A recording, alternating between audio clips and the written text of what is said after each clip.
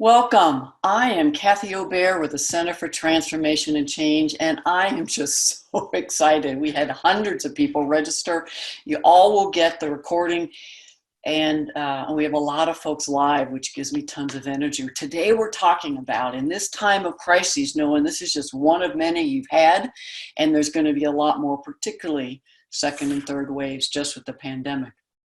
How do you have an inclusion equity lens with leaders, decision makers, implementers, so not just at the top? And so I'll be sharing some tools and strategies. And somebody said chat, the Q&A shows up as chat at the bottom of the screen. At the end, I will be kind of going through all your questions, and I'll keep recording until I answer them all if we do run out of time. But mostly, I just want you to breathe. As you're doing virtual trainings, meetings, crisis management, my hope is you're breathing and you're convening by asking people, as I'm asking you now, is to get grounded. Feel yourself in your chair, feet on the floor, and deep breath as deep as your body wants to go. Hold and out. And do 3 more, just deep breathing. Knowing all is okay and you can be here now. Things can wait for the hour. And I'd like you to just remember the lands you're on. I'm here in Denver, where the Arapaho were the original custodians, and Arapaho are still native peoples in this area, and further west as they were with genocide and stolen land and dislocation. So just breathe. Gratitude for the land and the original folk. And I hope you're starting every virtual meeting with some type of breathing and grounding. And Tuesdays and Fridays, I do something called Community Connections, 12 noon Eastern, and I've probably had a whole bunch of people over the time. I think we're on our 16th or 17th. It's just a time to have a place to come together. How are you? And that's how I've been learning the critical need to put people first. So why now? Why is it critical that we not wait for a transition time or, quote, we're back to normal, and we will never go back to before? At least that's my hope. Why now? Why is this critical? Well, we're in a crisis moment. 3 months for me of sheltering in place. You may have people in your family, clearly in your organization, friends who are essential workers and every day putting themselves in harm's way, maybe come home. That day was the day they got the virus. Juggling so many immense new responsibilities, elder care, child care, parenting in different ways. Many people are still schooling in ways they never had before. And just the fear, the stress with the unpredictability of what's going on. We're all in a storm. Now we might be in different storms. We're not in the same boat. And I don't think everybody's got a boat. Some may have a life preserver, but I think some are holding on to a log or just swimming in the violent seas. And are we really aware of the differential impact of this pandemic or what it's having on the people we work with, the people we serve? Rapidly changing day by day. And yesterday somebody said hour by hour, we're adjusting on the fly, doing the best we can. This is the time we need to have leaders, decision maker, implementers critically using an equity inclusion lens in everything they do. Because one misstep could have significant long-term impact on our staff and employees, our reputation, on those we serve, and people will remember. And so a heightened, consistent attention is what we need. I don't know about you, but when I'm particularly stressed these days, I'm defaulting to old ways. And when you're in a decision-making team, the loudest voice might get listened to, the person that seems confident, I have the right answers. But that's often when I'm coming out on my privileged identities and I'm not paying attention. I'm in fear, I'm in urgency, there's a right way, and I'm not the only one. And if your top leaders are isolating more and more, smaller numbers, I've had many senior diversity officers say to me in these last few months, I'm getting pushed out of meetings, I'm not invited. I have to kind of push myself back in. We're all seeing what we knew was already there, the cracks in the systems, the gaps that disproportionately negatively impact people in marginalized identities. And more people may be open to seeing what they weren't noticing before. but we have to intentionally build in an equity lens in everything we do. Have thoughtful, inclusive, complex conversations. And you can't be in every meeting.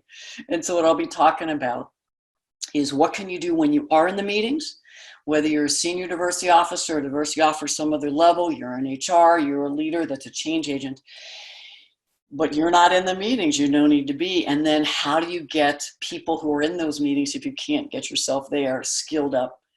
And we'll also talk about how do you get folks who are in all kinds of teams, cross-functional teams, task forces, the teams they work with every day, time now to skill up how to use an equity lens to analyze policies, practices, as we get a little more bandwidth. We cannot afford to go back to the old ways.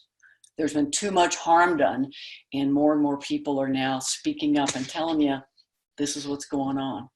Especially now, we need to have consistent leaders, equity lens in everything they do. People I'm talking with and people that are joining me in my calls are saying the initial crisis management might be had a breath, and then now it's for sure budgets and layoffs and furloughs. And if we're not using an equity, inclusion, social justice lens as you're having those critical decisions, those decisions will impact and follow you for years, if not decades, in my opinion. So that's what we're talking about. Crisis in the moment and teaching everyone the strategies to develop everybody to use a lens in everything they do. That's where we're headed. So breathe. We have to keep people first and the realities of the dynamics to both and, not an either or. I'm going to do a lot of high-level activities. Literally everything I do, you can then replicate, and you may not do it all with your senior leaders, but you can teach people these skills in the same ways that I am. And then at the end, again, we'll do Q&A. And if you can put them in the Q&A, it's better because then I'll find them. But if not, I'll just kind of scroll from the bottom and go from there. The handouts and group identity cards, if you scroll to the top, I put in the links again, but the email you just got, which probably got you here, it's there and you can just pop. You don't have to have them, but it's good if you can. So I don't know about you, but I've needed to have this Celeste Ng and many other quotes to keep me grounded and not spinning in fear and terror as much as I can and have. It's easy to feel helpless, like you can't fight the tide, but remember, every action, small actions can have a huge impact, and one person like you can inspire others to actions. And so we don't have to have everybody. It'd be nice to have a nice critical mass, but you can, if you're the only one, you can take these tools and get them out there. And so be thinking, be in it, be in the chat when I ask you to do it, but be back here going, I could teach that. Oh, I would use that. I would do this differently. Take everything and apply it to your teams, because we'll talk leaders, all these task forces that are now getting created to say, you look at this, you look at this, you look at this, A, B, C, D, E, F scenarios. What could we do if inclusion lens has got to be critical?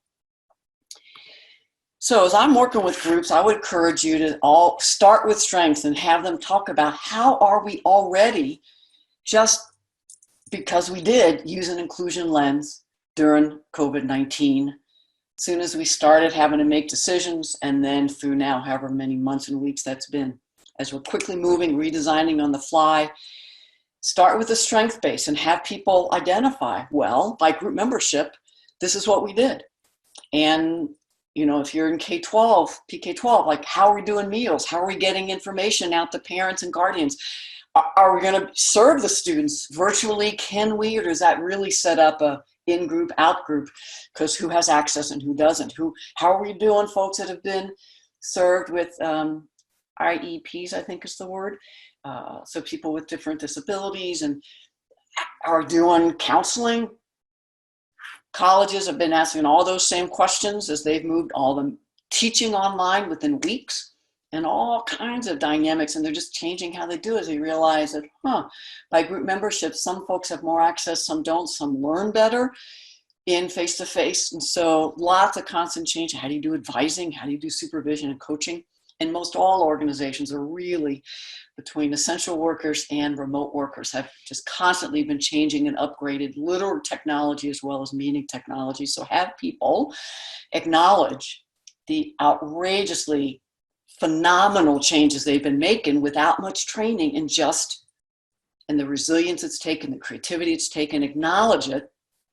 I don't know about you, but I've never felt so privileged. And if you know my work, I do a lot of work around privileged identities, but in this time, I have so many privileges that have me so grounded and safe in so many ways, and that's different than most people in this country. And so then ask people, the second question is by group membership, which of the staff, which of our clients, customers are experiencing significant impact during this pandemic, particularly in intersecting identities. And so I'm going to ask you to start in the chat. Here's what I'd like you to do. Think about your frame and the areas that you have responsibility for, your whole organization, by group membership, and I'll put up a list. This could be a way to just start. It's not a complete list. It's not the full list from the group identity cards. You may have already cut them up so that you can literally lay them out in front of you. But these categories of difference is a good place to start by group membership. Who has had some significant impact in pandemic? And if you can do intersecting, you get gold stars. Now, these are the category difference. So you might type in things like folks who are potentially low income or in low income areas that don't have internet access in the same way, or financially aren't able to purchase the kind of packages that middle and upper middle class. If you're on the phone, I'll say part-time faculty have a very different impact. People, immigrant status, documented, assumed to be undocumented. English is a second language. Women of color with health issues, you're doing great.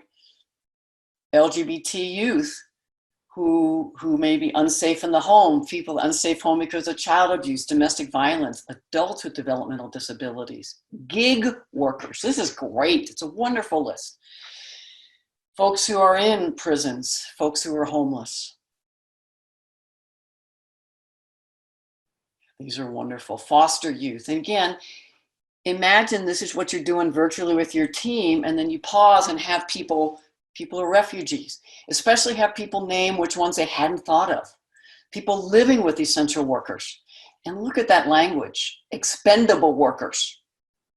Just saying. I wouldn't have thought of that on my own. Recently retired. So you have folks in your customer client base as well as the folks you're working with that are juggling with all of these dynamics, emotions, fears, realities. And then we're trying to ask people to do high productivity, and we're trying to get our dynamics and our services out to folks. So please, folks, make sure you put in all panelists and attendees, and that's who you're talking with, because that way everybody can share your brilliance. So having people first think, how did we already do it? And then full breadth of differences. Oh yeah, this is another group I hadn't thought of. Folks still stranded on a campus, particularly international students, folks with different diagnosed mental health dynamics, and so many folks that don't have diagnosed and are increased anxiety and possibly depression that may not be diagnosable. And I'm really on an edge of incompetence here. But I think most folks are feeling fear and stress in ways that we haven't, at least I haven't for a long time. Breathe. So, and then substance abuse. The joking, as a recovering alcoholic, I'm so aware of the joking around alcohol and drug abuse that's happening.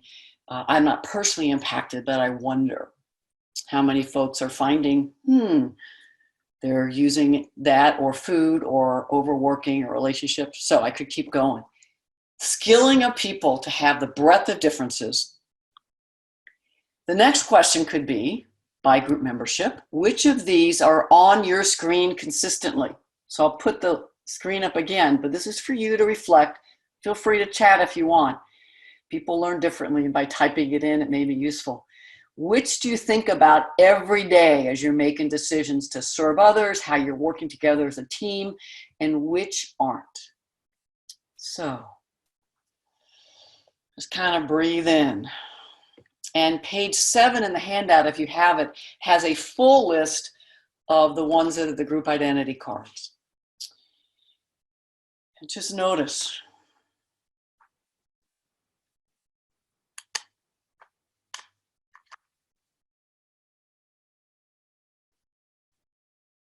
Someone just wrote in teens with mental health issues. It's not on my screen and I'm not competent. So I wouldn't even know what the dynamics are when you bring age and mental health status together.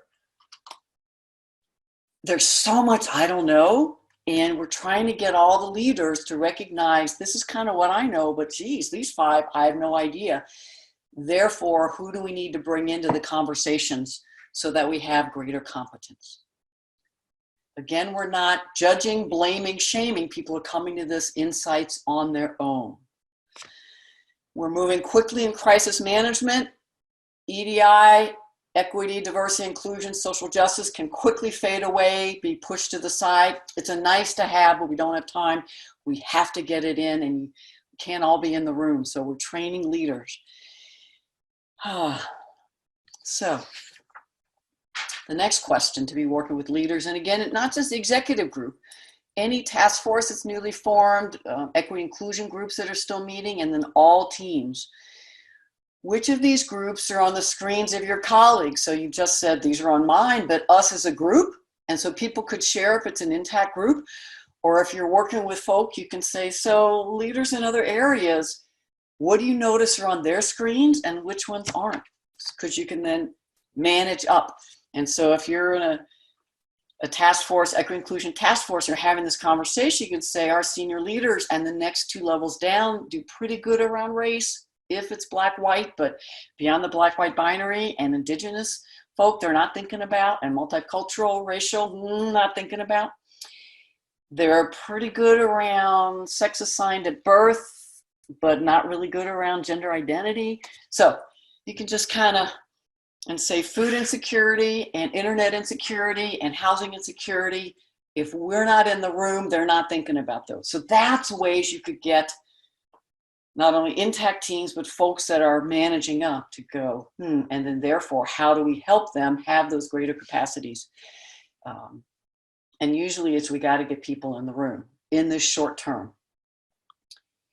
Full breadth of differences, having people, what's on your screens, colleague screens. And then I think it's July 3rd that Hamilton movie is going to be out on Disney+. I want to be in the room where it happened. So you can't be everywhere. So first of all, invite yourself to meetings. That's any senior diversity officers I've been talking to and encouraging them, or on the radio shows. If you don't know, I have 4 now, recordings of radio shows. You can just go to my website. It's one of the drop downs of just wonderful senior diversity officers that said they'd be willing to talk with me, and strategies in this pandemic. What are they doing? How are they getting senior leaders? And some are saying, I'm just inviting myself to meetings, sweetly, and they're letting me come. And someone yesterday said, and I can't be everywhere. So how do you think about who are the allies and how can you skill them up? And how can you get a structure that in every meeting, somebody has these lists of identities in front of them, if not the group identity cards. By the way, one dean I got to work with in their School of Education took that current version and they blew them up so each one was about that big, 10 by 12, so that folks in different parts of the, was a conference room, could see. And it was always up on the wall. And so they had the cards if people wanted them in front of them.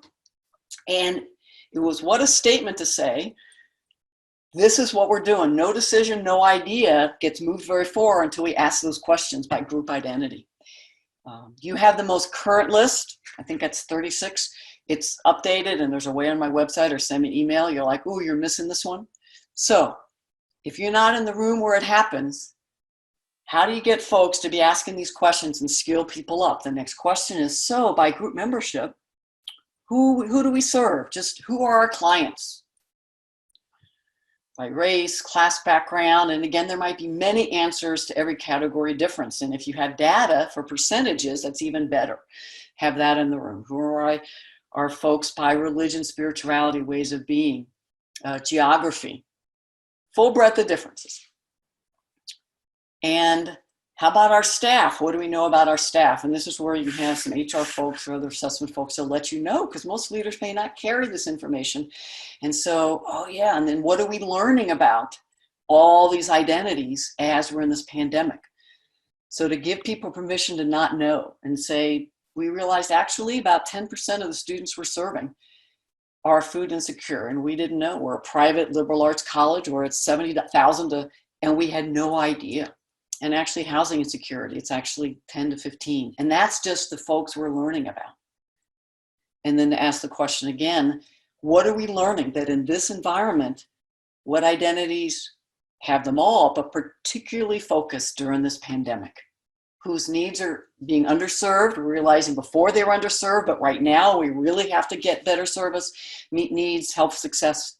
So these questions, I think, are indirect, gentle ways to get leaders full breadth of differences and thinking about those things. And you can again have the slide in front of them, the list in front of them. And then these are the everyday questions. And I think it's pages 5 and 6.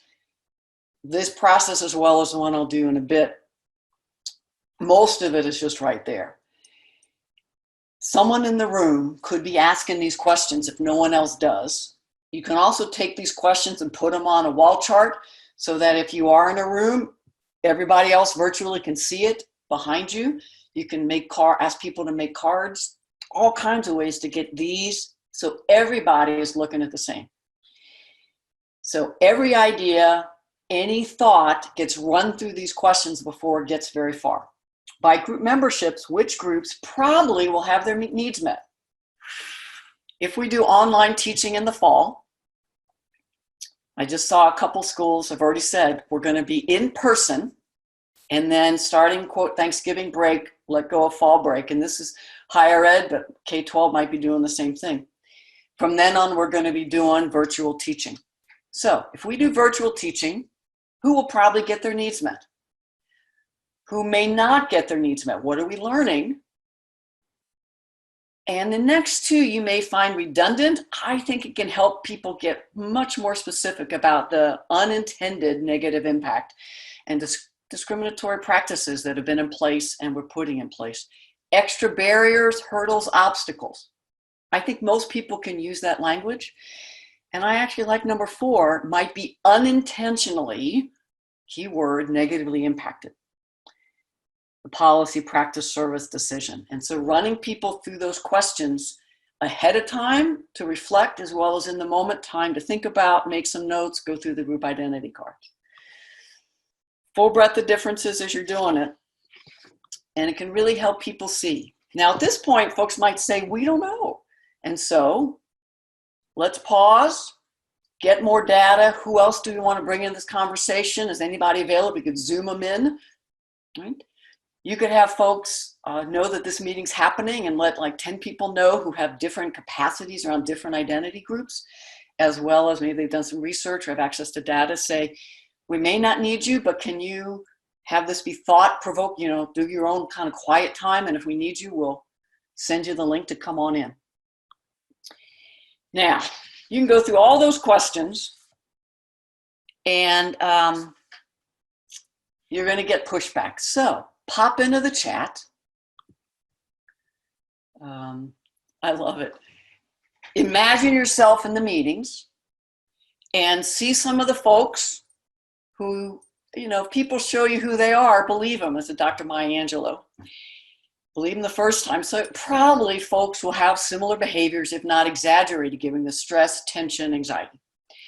So imagine some of the folks in meetings, as you're saying, we need to slow down a moment so we don't do a misstep. Let's analyze.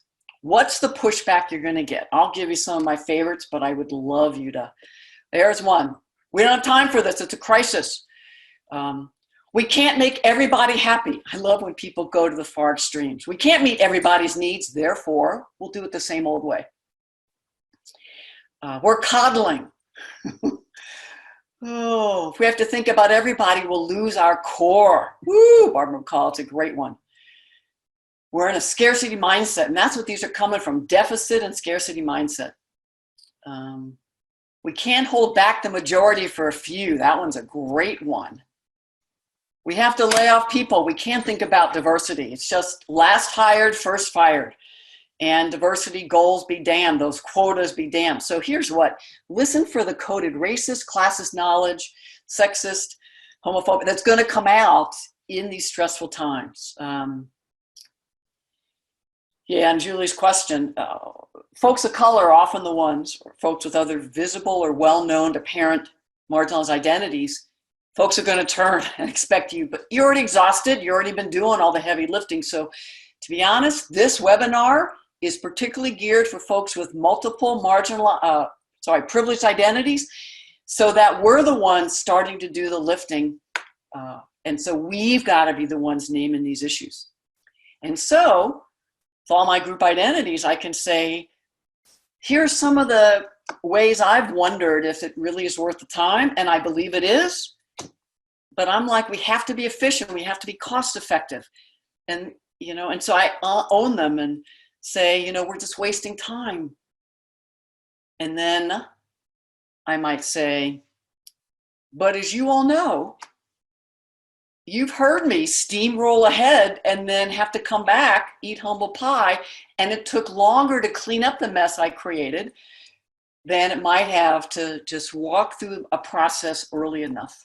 And that's what we're trying to do, is prepare people to be able to walk through these questions quicker each time, so that we're not just replicating the way we've always done it that gets the same results. We're realizing the pain that causes. What could there be more ways? So whether it's silence, yes, just breathe. This kind of negative energy is contracting energy, and it's when fear-based, you get small. But if you say, I know we're all stressed, I know we're exhausted, and in these moments, this is a time to breathe and go into possibility. We got to have complex, complicated problem solving. And so we don't have to do it alone, and we don't have to know everything. In fact, we may not end up being able to do everything. We brainstorm, but we can definitely do more than we did in the past and anticipate situations that we can maybe mitigate so that we aren't cleaning up missteps, mistakes, damage to our reputation, impacting morale, productivity, teamwork, creativity, recruitment, and retention issues. So can we do it now? And the truth is, what we do now is when we really show our core values, our mission, our vision. And people are watching, and they're going to remember. This is expansive energy. That's what we need to be doing. It's contagious. So breathe.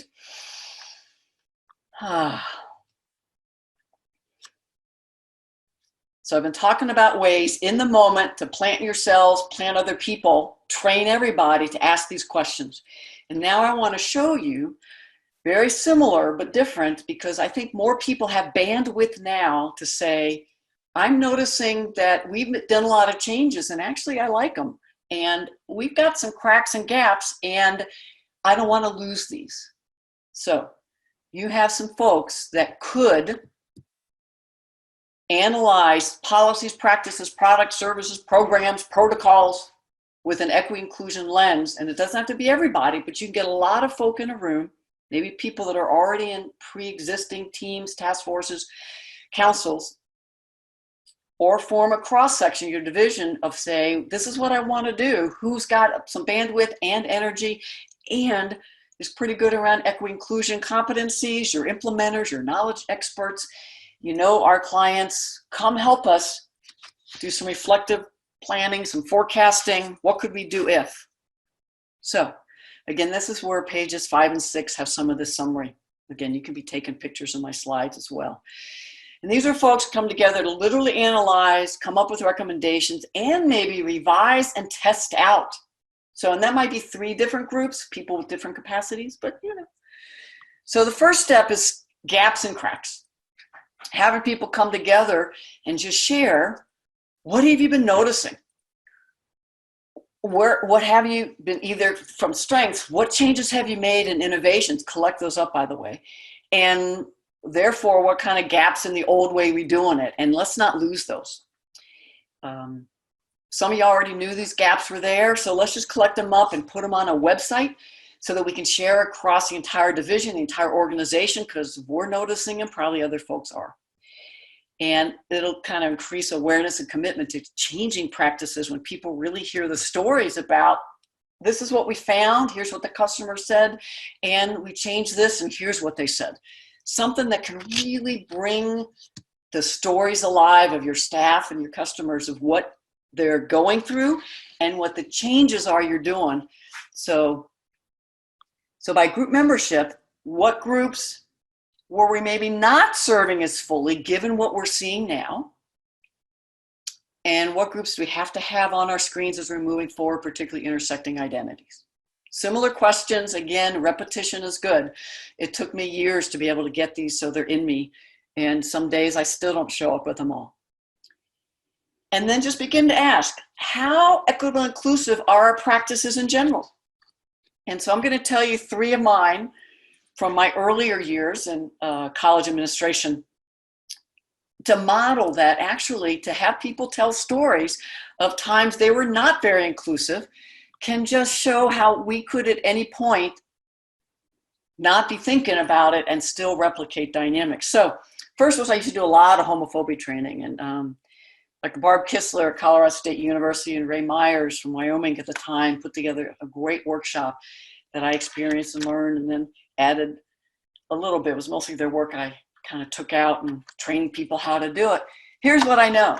Some people said it was wonderful, but as I look back, I had a narrow focus because, and I'm describing myself right now, I imagined and trained without thinking to white cisgender women who were sex female at birth, still identified that way, middle class, upper middle class, identified as not having a disability, probably multi-generational educational privilege, US born, English proficiency, and no religion intersections. Could you imagine I was teaching homophobia, train the trainers, and not talking about religion because I was training to me and I did not have an inclusion lens. So it may have been useful for some, and maybe in the early 80s, yes, but what more could have been dismantled and recreated into liberation if in fact I'd had an inclusion lens? So same time I was doing leadership trainings at Colorado State University in residence halls as well as on campus.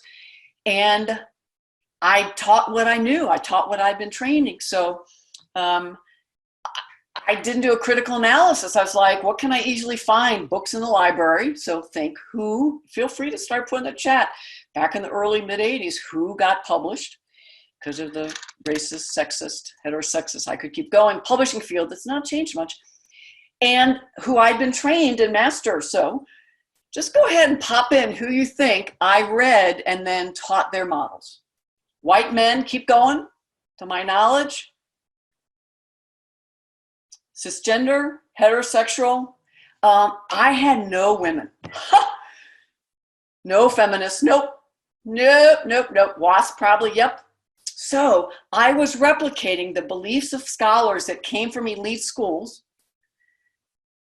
And some of that material might have been useful, but can you imagine how much more effective if I had really done some research and maybe done some focus groups or talked to some colleagues of color and folks from other countries to have different models and images.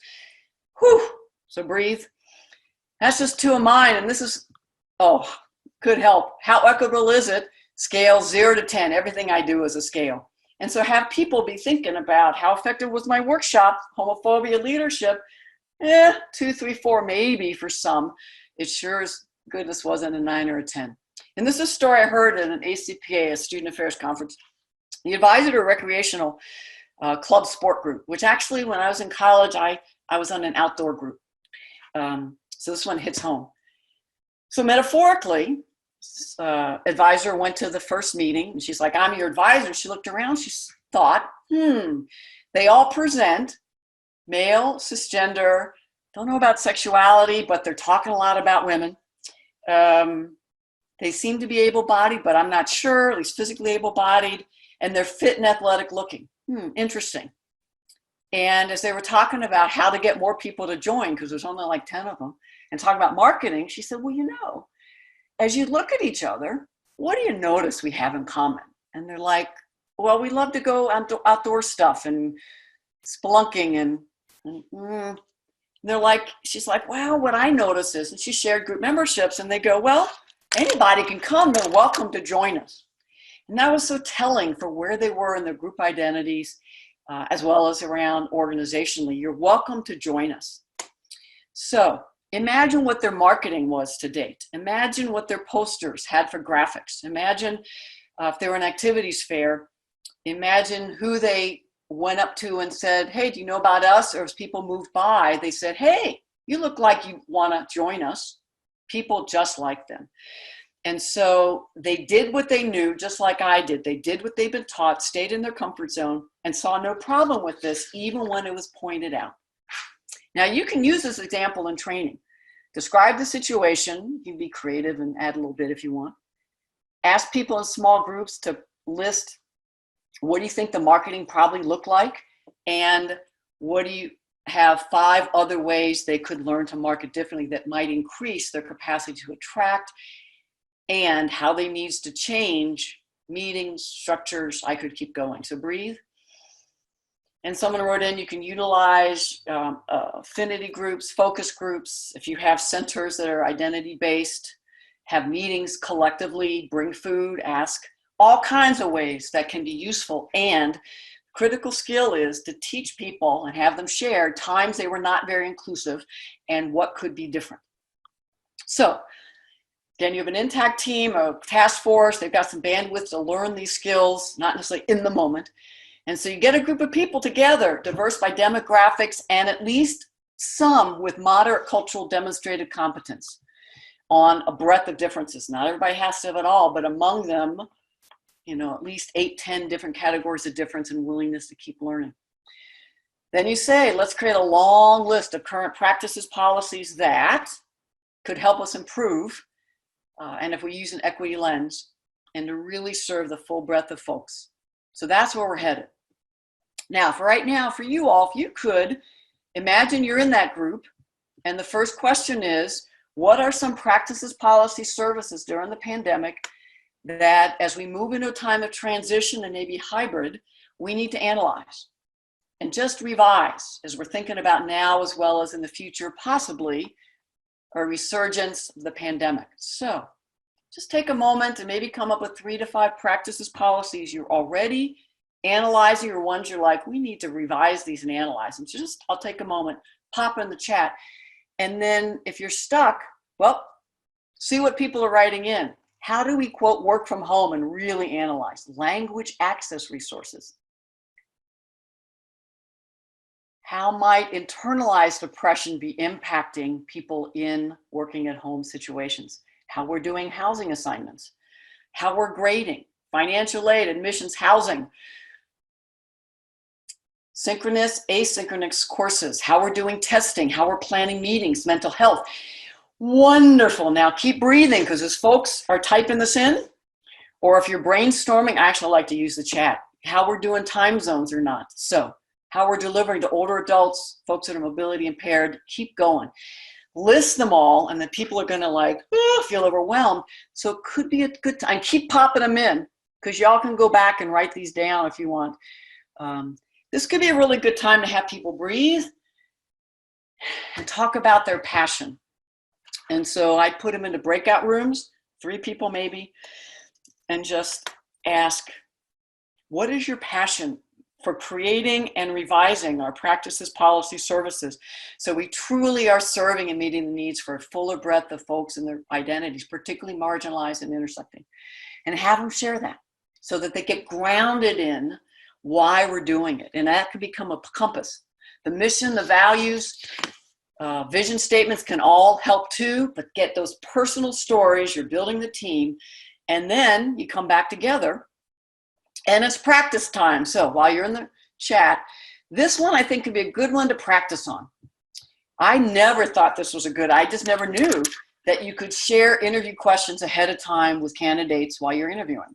So imagine you're doing virtual interviews now for hiring, and 15 minutes before the next interview, let's say you have them spread out during the day, and then you send the candidate a list of questions 15 minutes ahead of time that you're going to ask them as you bring them into a Zoom, and they can see the 10 people in the room, and they're there. So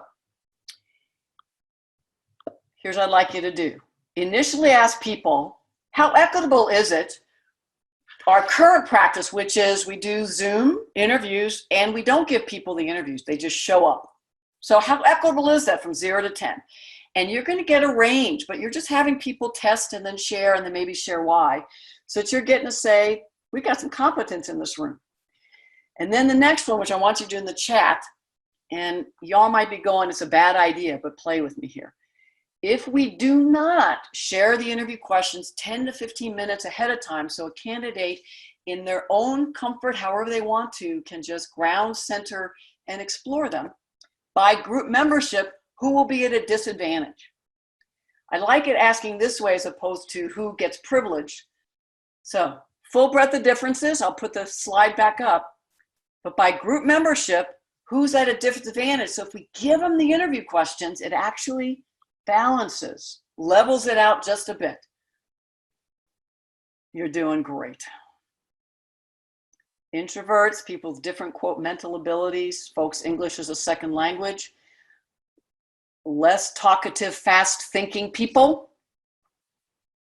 folks who are visually impaired or blind, folks that use process time, which might be a learning style, even if they're extroverted, visual learners,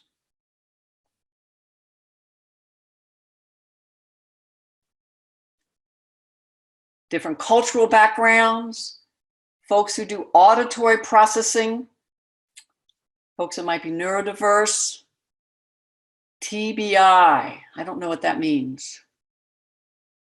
Brain injury, temporary brain. And someone said, why not a day or two? I'd like that even better, given the stress, anxiety, multiple dynamics that people are experiencing. Thank you, traumatic brain injury. So breathe. Now, if you use this, anticipate resistance, because especially folks in senior academic positions have fought me on this one. So, but I think it's a great way to practice and then have people share more, right? Digital literacy and access expectation, even in our interviews. So have that conversation. But the reason I'm sharing it now is to have people talk about what are the ways to analyze a practice using the group identity cards. So then, how equitable are our things in general? The next question is, what lenses were you using as you were talking about giving them interview questions? Most people, if they're just brainstorming, might come up with 3 to 5. Even with the group identity cards, all 36, they still may have only done 10 or 12. If you were to look at the chat, there were at least 10 or 12, but not all. So then you ask the question, how might, I didn't see race in there, it may have been, how might somebody who's racialized as a minoritized identity impact? And it could be, and most people, when I bring that up, I didn't think about it till a person of color said, so if I'm the only person of color in the room and everybody presents white, I'm like, what are they, racist thoughts they already have, stereotype threat. Whereas if I have some time to realize this is who they are, oh, look, their questions show what their values are, I can strategically decide how I want to show up and just be really aware. And then how might your staff and clients be answering these same questions? So you can answer them, but can you ask some of the folks you interview, would this be a good idea? Same process, literally, with every strategy you're looking at, every decision, every possibility. Breadth of differences, knowing that it's usually folks in privileged identities that systems were set up for. Well-intended people, generally, but not paying attention or wanted their needs met, set up practices, policies without thinking about folks in the different marginalized intersecting identities. So now what? You got a beginning list. Make sure you share that widely and get people to keep adding to it. Maybe ask if you wanted what are the top 5 you want us to start with? It's a way to get more people involved, and it's a change management process. And saying, if you want to be involved, we're going to be talking about it on this Zoom. So why not invite more people? Analyzing with inclusion lens. Now, before you jump in, choosing one, learn from my mistake, clarify, manage up. We would like to look at these 5 top processes. Who's the decision maker? Can we recommend things? Can we actually implement them? If there's someone else, a decision maker or group, what information what process do you want us to do? I was in graduate school working at a student union, 8 to 12 every day, selling candy and cigarettes. Those were the days. So glad that doesn't. Anyway, well, by the end of the semester, I was so clear that it was ineffective how things were organized. So I just went ahead and reorganized the entire area that not only I, but probably 8 or 10 other people then sold things out of. Well, I got a call to show up to the director of the union, never met the person before, just was pissed and read me the riot act because in my arrogance, thinking I could do that, I was just pissed and thought I was right on my privileged identities, but do not do what I did. Do not go off and just do it, but make sure you're within the line of supervision. Folks in equity inclusion roles are also advising a part of this, and you're doing it strategically. Find out who wants to make that, has to make that decision, and maybe include some people from that area. By position group membership, who needs to be in the room? Not only final decision makers, they can send a couple proxies or two, but competencies-wise, knowledge-wise. Before you get too far, establish working agreements. On page 2 are my favorite, and if you know my work, there's a whole new one, and I'll tell you which it is. It's number 1, part 2, which is anticipate the impact on others before you speak. I have found that particularly in virtual settings, I want to remind people of that. So do some co-creating of group guidelines, and particularly negotiate. We're probably going to disagree, so instead of arguing, debating, old culture, let's make sure we ask questions. Say more, help me understand, can you give me an example? By group membership, what's your intention? So whose needs will be met? I wonder if there are any that aren't. And then who else has a thought on this person's perspective? So just for some people, these are natural ways, just learned ways of engaging. For many people, these are new skills and capacities. So to be honest, have some people in the room that have that list in front of them, that have the role of co-facilitating with an inclusion lens. Get one policy at a time, get the right people in the room, identity cards, and this one's important, number 4, the probable productive intentions when this practice was first created. Give kudos and benefit of the doubt to the people that did it. Whose, full breath, whose needs were probably met back then. Now, how has our demographic shifted? This is all face saving. You got to do it because some of those folks are still in power. And if you want change to happen, work together. Today, these will look familiar. By group membership, probably will get their needs met. Not so much. Extra barriers, hurdles, unintentional negative impact. Those will look familiar. Those are the ones we did with the senior leaders who are making fast decisions. This is a little slower process because you're given, as we look back, intention, then, now, how have things shifted, therefore, what do we need to do? At this point, again, folks might say, we don't know enough. Who else do we need to get in the room or at least go out and seek more information, data, research, other places, blogs, webinars of people that are talking about these issues now? Take a weekend to think about it so we make decisions. And then come back and go through all the group identity cards and make lists. Remember, each group identity cards is a category within which there's privileged and marginalized. So this is what it could look like in the intersecting. A list, and you can have people chart. I don't know how to do it online, but breakout rooms, 4 breakout rooms. One group makes a list, definitely. One makes a list, some needs probably, many barriers, and maybe what are those barriers, negative impact, what are the impact. Leave them alone for a while, and then somehow share that. Breathe, send people away for a day or 2, and then have them come back. Which groups do we not know enough about? Go get some more data, do some research, come back. And then that's that pause and reflect time. A quick thing I heard yesterday. This was a president who said, here's where we're going. Here's our vision, our mission, our values. Budget, this is what we're told we have to do. Let's remember who we're serving. And I want people first and reality. Go spend the weekend plus another day to reflect and come back ready to have engaged ideas. They came back, had a phenomenal conversation. decisions aligned with their core values, aligned with their mission, equity, inclusion, and were able to work within the budget they had to come up with. So, collecting up possibilities. I believe in sending everybody out, plus tell your whole organization, we're working on this, to send us any ideas. It's all change management. And then have an analyzing group that looks at all those, recommends possible revisions. Maybe they get to send those back out again, and maybe they get to implement them. Check them out with other constituency groups.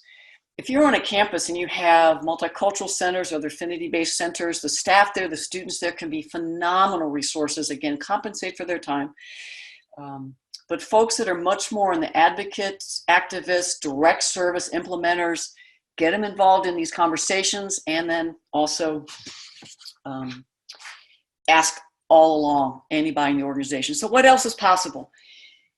I would recommend the same processes you take out to every team, because this is the time that they've got to be thinking creatively. So similarly, have we already shifted? Collect those up, get them on an interwebsite. Met more needs, and what values were we serving? How's this related to our mission? Every team thinking this way. And collecting up, how have we changed things? So virtual employee onboarding. Having people analyze who benefits if we just do it virtually, and if we create a hybrid model, who would? So this could be a practice to get people to say that actually some folks that process differently, folks that geographically it's a lot for them to have to come in, folks that right now have kids, elder care. So what are the benefits that we're already doing? Whether it's trainings that we've been doing, whether it's virtual meetings, what's been working and what's not been working. Literally, the pollution has shifted here in Denver, so we can see things so differently, and I've heard that in many places. People at home can see differently now because there's other stressors, but they're not in the day-to-day toxic environment. And so collect up how you've been changing practices, but also find a way, if you know folks have been experiencing toxicity, interpersonal relationships, culture, climate, use this time, HR, external consultants, EEO, to confidentially collect up, because I can see clearly now. You're going to have people leaving and a revolving door accentuated, in my opinion, because folks, you're great workers that have been undervalued, especially a lot of folk of color are like, I'm looking around, there's better places to work. Use this time to really pay attention. So you got to go back to go to the future. Prepare now for future disruptions. Get people together. Different people are good at different things. So think about, what have we been doing around self-care, team care, organizational care? What have we been doing that had us really react quickly? How can we institutionalize that now, or have somebody ready in case there's something in November that comes back? And you have to do lessons learned meetings. Every team acknowledge and celebrate the great ideas, innovations, the way we pull together, and what worked, impact by group membership, missed opportunities, maybe wasn't working so well by group membership, could have been useful, would have maybe, in the future for sure, and what if there's a second wave or a different kind of disruption that's going to impact us regionally, locally, nationally? How can we prepare now? A lot of lessons learned meeting. If you reflect on this, we're teaching people, use an equity inclusion lens, learn from the current, learn from the past, shift for the future, continuous improvement, no shame, blame, but we got to keep learning together. All right, breathe. Whew. I have some final reflections, and then I'll stay on for a few minutes for sure and see if there are any questions. There is significant, widespread, unresolved grief and mourning.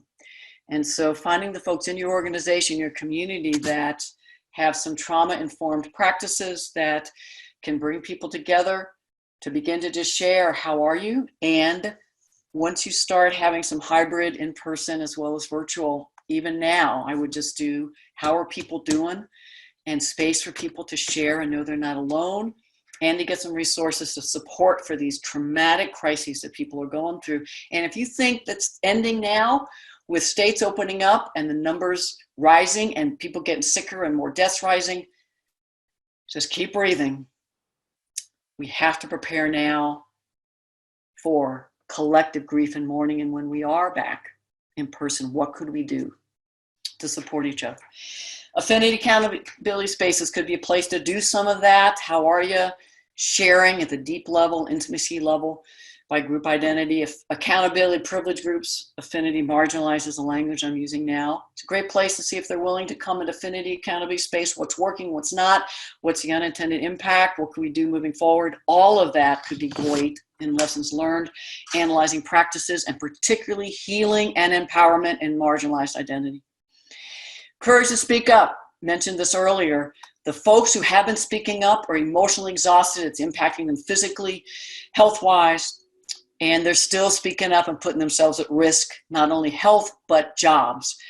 When you're doing budget cuts, mostly folk of color might be thinking, am I on the line of an equity inclusion role? Are they going to see that as what they can easily cut? Because I'm the one speaking up, taking risks. So it is imperative that folks who are white, who identify as male, who show up presenting male, cisgender, identify those ways, folks in mid to hierarchy, we have to increase our capacity, our courage, and our willingness to go out there, raise the issues, be vulnerable, and give folk color who have been who have been out there for so long. Not to do it for, it's not the white savior, but it's about time I was here. So make sure you're talking behind the scenes, connecting, how can I be useful? And then care for the caregivers. Folks that have been raising issues for years are exhausted, burned out, and still showing up. And so how can you have space for self-care, community care for folks in equity inclusion who clearly have been doing this work for years, and more have to be? Breathe. We're always under construction, doing more, doing better, and learning. So be celebrating. The roller coaster of emotions and stressors is not going to end in anytime soon, is my prediction.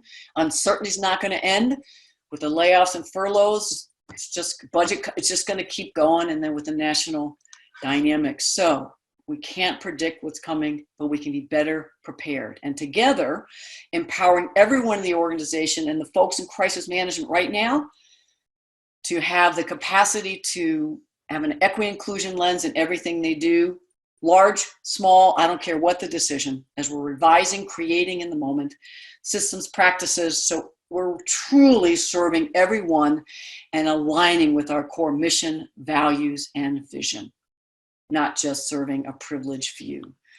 This is a new normal. Yes, there might be return quote to something, but it's not going to be the old normal. It's going to be a new way of being, and use this time to create a new culture and climate in everything you do.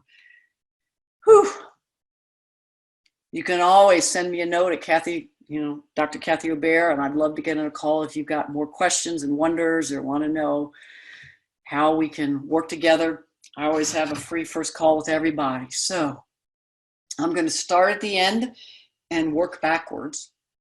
And drkathyobear.com events has all my recent free stuff. The course, Navigating Difficult Situations, is free at least through August, and then ways to contact me and some other courses. So if you've got questions now, go ahead and throw them in. Has to be equity, inclusion, and planning, and mindful of people and culture. So even ask the questions, how do you best engage in this process? I'm offering my best thinking.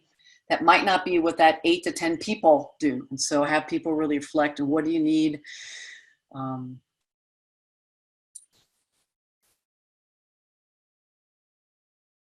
Again, you'll get the recording in case you got interrupted. And, and if they're young people interrupting you, that's, in my mind, what you got to pay attention to.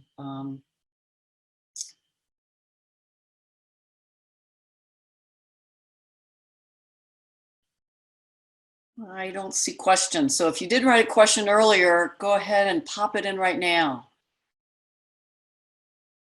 You had some great comments in here.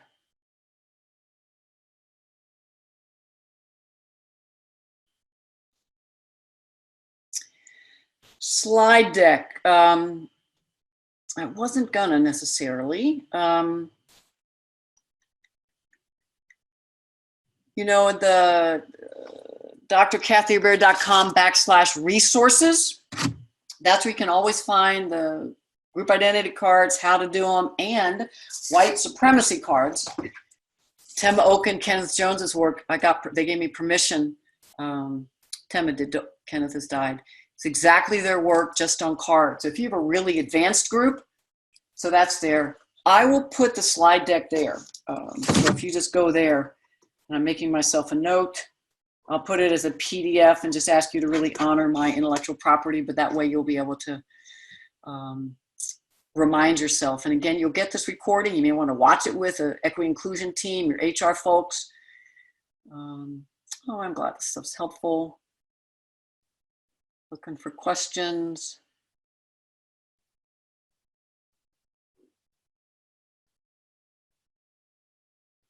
Question, how do you decide it's time to move on? I'd get yourself a coach. You might already be in therapy, so if they can coach you, but I think it's a critical time to be asking your questions. Is this a place where I have the chance to be my best self? Is this a place where it's life-giving to me personally? The investment that I'm making here, am I getting enough back in? I'm being of service, I'm being of use, and what costs am I noticing? Because in this different way of being, people might be noticing the incredible cost of their health, their spiritual growth, their emotions, literally their mental health, physical health. So those are all questions I would encourage you to be asking in community. And maybe you have a group of folks that are asking the questions outside your organization. You can come together as a confidential group and just ask the questions. You don't have to have a coach, but I would not do this in isolation. You deserve the space first to talk about how you're feeling and doing, and just cathartic and get reflections. Now you might do that by journaling and asking yourself these same questions. And then, to be honest, the folks that I coach, I invite them to get in a more meditative space. And then I do what Dr. Martha Beck, where I studied for life coaching, was the body compass. And I have them envision staying and notice what their body says. I have them envisioning being there for 3 months while they look for another job, see what their body says. I have them leaving today and see what their body says. And your body has a lot of wisdom. So it's just another way to get what your inner self, your highest self, is saying. And even if I was just working with someone that was wondering, and I said, well, how long are you willing to stay while you figure this out? And they said 3 months. I said, so make a declaration today that you will stay for 3 months, high performing, give it your best, while you also take care of yourself and look. Mostly, I think there's some folks, particularly in similar identity groups, if not marginalized identities, that are in similar places. It just hit me. It's not the same, and this may be triggering for somebody. But if someone is in an abusive home, abusive relationship, and they ask, how long should I stay? What process would you sit with them for? Why they explore it? And some of it is getting truth telling about what you're experiencing. What are your safety choices you have? How can you take care of yourself and anyone else in those moments? And is any of that realistic? And for folks in domestic violence and child abuse, leaving is often the option to shelters. Didn't expect to go there. What's been your experience with senior leaders who just don't see a problem? So I think it's a great idea to get people who are willing to do 1 or 2 minute, even 30-second quick videos of how am I doing, or what am I learning, or what am I realizing? So I'm realizing by this, and this identity, we weren't serving as much as, and here are 3 things we're doing differently. 30 seconds, boom. Get some of your clients, your customers to say, these changes you just put in place, this is why they're working for me, whereas before they weren't. Now it does take some risks, so maybe you can do a just-in-time survey and ask staff, ask clients if they're willing to share. You could get other folk who are, quote, actors, like me. I'd love to take that data and do it some, but to get it interactive and alive through stories and video, as opposed to only in print, though print, if that's all you got. Getting an open forum where people will speak truth to power and say, here's what I'm learning, here's what I know, and then you get the leaders together after that with your senior diversity officer and one or two other key people and say, so what was the impact and what are we learning? And maybe find out what their self-interest is. Do they care about reputation? Do they care about their legacy? Do they care about financial viability? All that leadership case, business case, everything we've talked about, in my opinion, these tools will help in all those areas. You just have to talk the language of the leaders individually as well as collectively on what they care about. And to be fair, in this financial crisis, some of those leaders are probably, I don't know if you know the Enneagram, I know scant, but I believe you have a primary way of being in the world, and in deep crisis, you disintegrate to something else. I disintegrate to minutia and detail and control, as many of my colleagues and friends and partner will tell you. So I have compassion for leaders that are in such pain as they're having to make these tough decisions. I don't care where their heart is, at some level, it has to be painful to do layoffs and furloughs. So I have compassion, and we also have to support them. So whether it's individual one-on-ones with leaders, get your equity inclusion folks and say, who are they and how can we reach out and just ask how they're doing, and then listen and say, I know this is tough times. How can I support you? And suggest, could a couple of us in your meeting be supportive to help think about the unintended impacts so that we don't end up making decisions and then give them some kind of worst case scenarios that we get sued. You lay off someone and they say, you did this because of age, and we get suits and it hurts our reputation. And I don't know. And all of that is, don't take it as recommendations because I'm not an HR person or a lawyer. And I do believe in people's hearts. If we can open them and just come together, we can come up with brilliant ideas, whereas individually or just a few, we get into fear and spin. The fear of rocking the boat. I wonder if doing this collectively, so see if there's somebody that is in non-tenure track faculty and then someone who's staff that's willing to do some Zoom without recording and without anybody knowing he's in the room, and collecting up some of these ideas and saying, I'm collecting these up, and we've got the chat, but I'm going to just destroy it afterwards. And then I'm going to present them through this person who will take our data and present it for us. Or is there any staff that wants to be on the call? So rocking the boat is a critical issue these days as we're in layoffs and budget cuts times. So it's real. So who either is like, I'm ready to retire anyway, or I have so much privilege, so people like me, and how do you collect this data confidentially and then share it with some allies who might be able to present it? And then talk to the leaders about, I'm getting enough feedback that people are scared to speak truth because they're afraid that will then have them identified as the people who we let go next. And that includes people in these identities. Without names, if you can share that. So, and some leaders will be like, gas, they're like, what? What do you mean? And tell them the truth. And so say, so I'm setting up ways that people can confidentially, because they're talking to me, so I'm leading these meetings. I'm not a member of the groups, but we're doing word of mouth and kind of spider web out, and we're not getting everybody, but we're losing brilliance, innovation, and ideas and creativity because there's so much fear. What can we do as a leadership to empower, give permission, and actually reward people who give us ideas?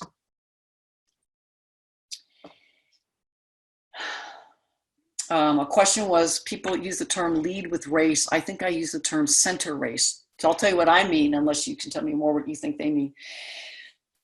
That I believe we are told, most whites are relatively, if not significantly, incompetent to create racial equity, racial justice in their organizations.